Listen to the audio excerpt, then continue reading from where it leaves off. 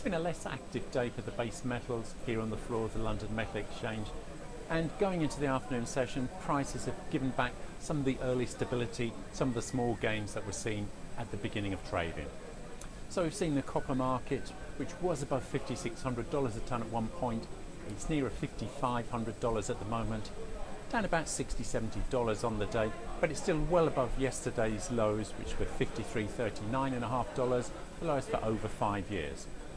Rest of the metals, aluminium pushed towards $1,900 a tonne. It's fallen back, but it's holding above $1,850, and we've seen similar trends in the rest of the metals.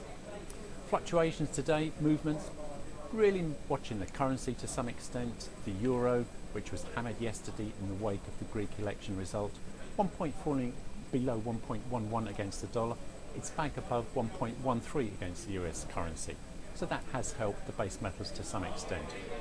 Also, markets are starting to look a bit oversold in the downswing, in particular the copper market.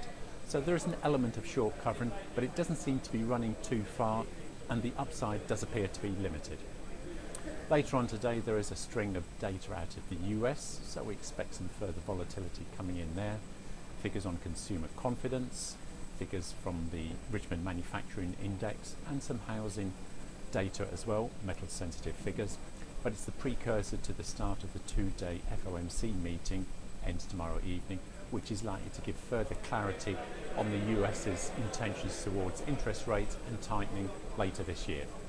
In the interim, looks like sideways trading on the metals. As we say, markets are looking a little bit oversold, but the overall sentiment, the overall feel is that rallies are there to be sold into. This is Martin Hayes of FastMarkets on the floor of the LME.